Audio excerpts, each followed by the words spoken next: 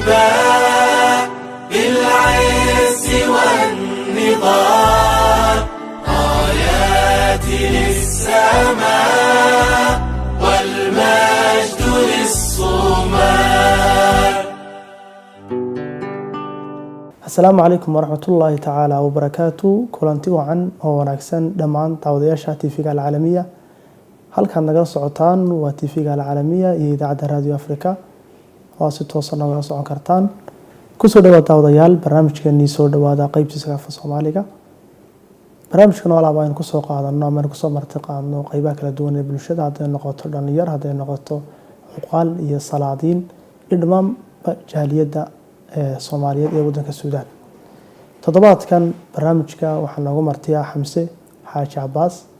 oo ka mid ah ardayda Soomaaliyeed ee wax ka barta waddanka Suudaan dhameeyayna kulliyadda waxbarashada qaybta maamulka tacliinta sare. Ku soo dhaw Xamse. Bismillahir Rahmaanir Rahiim. Alxamdulillahi rabbil aalamiin wasalaatu wasalaamu calaa ashrafil anbiyaa wa ba'd. Aad iyo aad baad mahadsantahay aadan barnaamijkan waan ku dhawahay. sida sheegay Xamse magacaagu Xamse Xaaji Cabbaas magacaagu kulliyadda sheegay marka hore waa ku Xamse waxbarashada iyo inaad daawasho isbarto ka soo dhaw.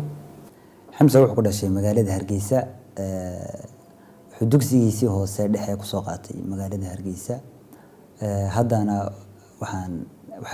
jaamacadda ka dhameeyay Jaamacadda International University of Africa ayaan kulliyadda Educational Management-ga aan hadda sanadkan ardayda baxda baan ahay. waa runtii waxa taariifkaaga oo kooban taariifsay Xamse kulliyaddan hadda ka baxday waxbarashada oo kamid ah kulliyadaha ugu waaweyn ee Jaamacadda Afrika laga barto bal marka hore kulliyaddan iyo ujeedkeeda iyo waxay tahay iyo waxaad ka baxday iyo waxay qabato bal faahfaahin dheeriya. kulliyaddu waxay runtii waxa weeye waa kulliyadii Jaamacadda Afrika lagu aasaasay waxay ka kooban tahay 5 takhasus ayay ka kooban tahay waxa kamid ah educational management-ga curriculum-ka iyo manhajtii ah cilmi nafsiga ba isaga laftirkiisu qayb ka ah 5 takhasus waaweyn oo sidaas ay maxaan ku rahay ka kooban tahay aniguna waxaan ka baxay educational management-ga ama takhasuska idaarada ayaan maxaan ku rahay arday sanadkan baxday ahay. waa kulliyad runtii aad u weyn oo kulliyadda waxbarashada markaad eegto waxbarashada kulliyadda aad ka baxday Jaamacadda Afrika arday Soomaaliyeed teeleg waa oran karnaa oo dhigata kulliyadda. wallahi arday badan oo Soomaaliya ayaa maxaan ku rahay dhigata sanadkan wax Soomaaliya waxaan horta guud ahaan sanadkan waxaan ku qarajinay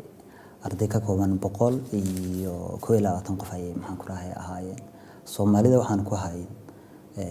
10 qof baan maleynaya 10 qof baan ahay. 10 qof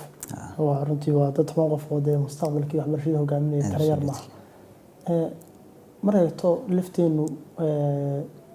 waddanka Suudaan oo xiriir taariikhi oo la sheego waxbarasho naga dhaxeeyo ardaydii ugu horeysay halkan noo timidnay waxbarashada ka baxeen oo aan filayaba in kulliyadda ay u badnaayeen raggii 5tii ugu horeeyay halkan yimid marka dib u laaban hadii dib ugu laabano taariikhda waxbarashadu waxay soo martay maraaxil kala duwan oo hadii noqoto qaybtii waqtigii gumaysigii hadii noqoto waqtigii dawladda rayidka ahayd dawladdii dhexe dawladda noocaha bal ka warbixi waxbarashada intee gaarsiisay xilli maalmo kale soo bilaabatay inaga dawlad ahaan. xaqiiqatan horta Suudaan waxa weeyaan hadday noqoto awooyaasheen iyo inagoo maanta joognaba waa wadamada dhinaca tacliinta ama aqoonta aad inooga saaciday ayay maxaan ku rahay kamid tahay dhowrkii nin ama 5 nin ugu horeeyay Suudaan waxbarasho u yimaada ama Soomaaliba Maxamed Axmed Cali ragab kamid ahaa dagaalkii koowaad ee adduunka bilowgiisii bay hadan malay markii ay maxaan ku rahay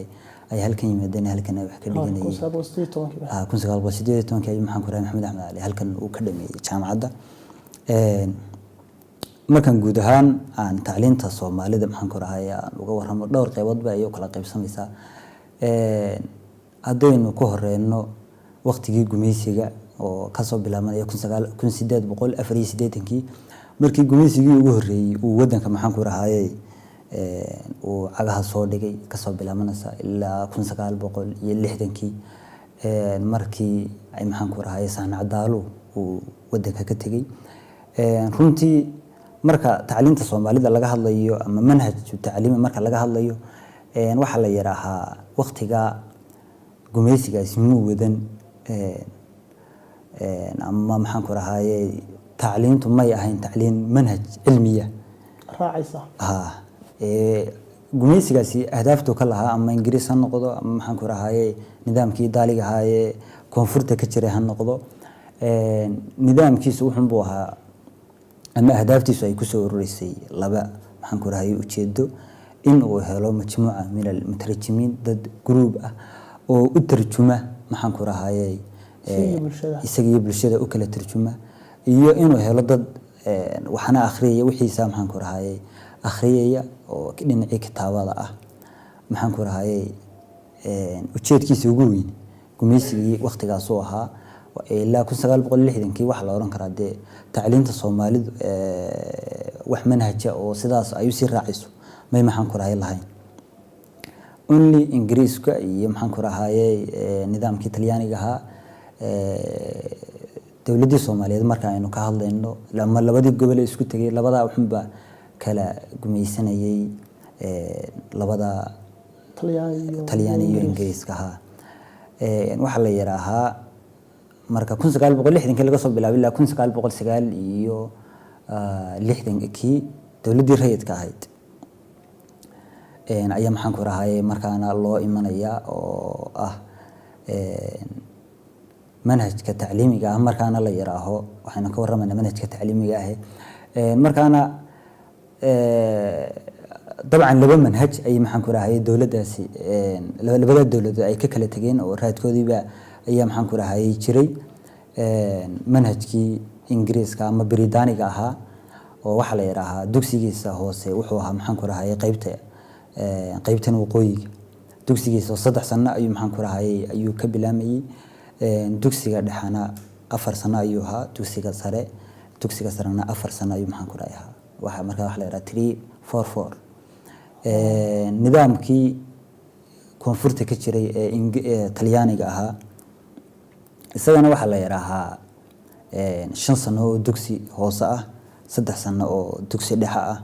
iyo 4 sano oo dugsi sare ah isagana markaa wuxuu ahaa 5 iyo 3 iyo 4 taas maxaan ku rahayay nidaamkaasi laba nidaam oo kala duwan bay raaceen laba nidaam oo kala duwan bay ahaayeen marka waxa la yiraahaa dawladdii rayidka ahayd ama dawladdii aadan cadde hogaaminayay waqtigaas waxyaalaha ay ku guuleysatay waxa kamid ah inay tacliintii majaan ka dhigto yani bilaash ay ka dhigto manhajkiina ay midayso labadii manhajkii Ingiriiska iyo manhajkii Talyaaniga labadii manhaj maxaan ku rahayay manhaj muwaxid ah ay maxaan ku rahayay soo saarto marka wixii ka dambeeyay waxa loo imanaya dawladdii waad soo gaari doontaa kulli su'aalahaaga dawladdii askariga ahayd nidaamkii Maxamed Siyaad Barre 1960kii markii dawladdii rayidka ahayd meesha nidaamkii askariga uu kala wareegay ilaa 1961kii markii nidaamkaasi maxaan ku rahayay ilaa 1991kii markii nidaamkaasi uu burburay ayaa waxa la yiraahaa waxyaalihii ay dawladdaasi ku guuleysatay waxa kamid ah doorta kitaabadii luqadda Soomaaliga oo ay qortay runtii loogu amaano wixii taariikhi ah aadiyad waxay sidoo kale sameysay adigu dabcan dhinaca tacliimta waxay ka gashay olole badan bay ay ka gashay oo kamid ahaa ololihii reermiyiga af Soomaaliga lagu barayay oo maxaan ku rahayay jaamacaddii ummadda ayay maxaan ku rahayay furtay jaamacadda ummadda waxa la yiraahdaa 1990 markii dawladdii rayidka ahayd dawladdii maxaan ku rahayay Maxamed Siyaad Barre ay burburtay ee ay meesha ka baxday kulliyadda tacliinta quraata kulliyadii la foole oo quraata wax maxaan ku rahayay ka baxay arday maxaan ku rahayay lagu qiyaasay ilaa 18 maxaan ku rahayay arday kulliyadaas quraata macallimiinteedu waxay ahaayeen baa la yiraahaa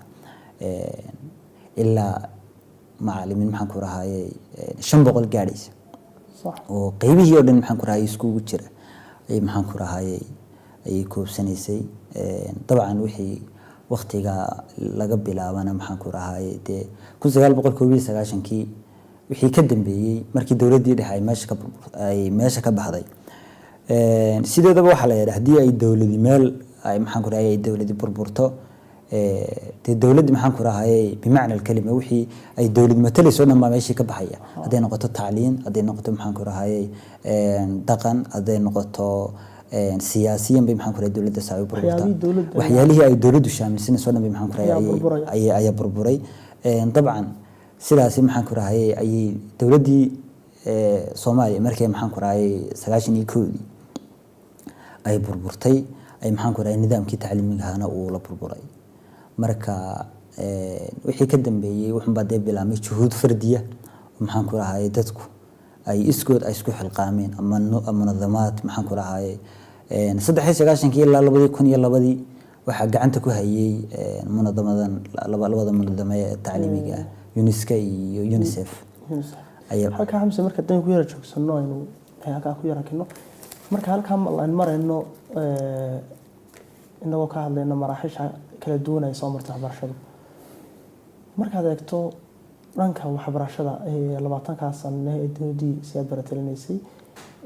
xukuumadda askariga ahayd iyo waxa ka soo hashay xukuumadda rayidka ahayd fatradan cusub ama qaybtan cusub ee bilaabmatay 19 ka bilaabmaysa waxay kaga duwan tahay inaan oran karnaa wallahi waxaan oran karnaa waxay kaga duwan tahay waxyaalo badan oo nidaamkii tacliimiga nidaam tacliimiya oo dhisan buu ahaa markii hore laakiin markii dawladdii dhexe ay meeshii ay ka baxday uu maxaan ku rahay uu la burburay sideedana waxa la yiraahdaa dawladdii maxaan ku rahay ma horumarto imaka laba dawladood hadii la isbarbar dhigo dawladina maxaan ku rahay ay dawladdu maxaan ku rahay horumartay tahay dawladina dawlad ay dib dhacday waxa shayga quraatay lagu qiimeeyo wax way tacliinteedu wax kale dawladdaasi may horumarin wax kalena may maxaan ku rahay may tadawurka iyo diflomaatiga ay gaadhay may maxaan ku rahay gaarsiin only tacliinta iyo maxaan ku rahay manhaj tacliimiya ayaa maxaan ku rahay halka gaarsiiyay dawladina ma dib dhacdo hadii aan maxaan ku rahay jahli iyo maxaan ku rahay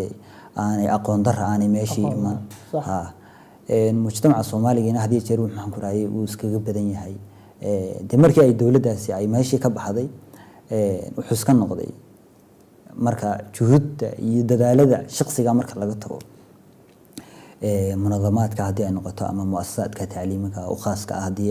marka laga tago yani dad inhiyaar dhamaantii maxaan ku rahay ku dhacay oo dumay iyo maxaan ku rahay mujtamaca Soomaaliga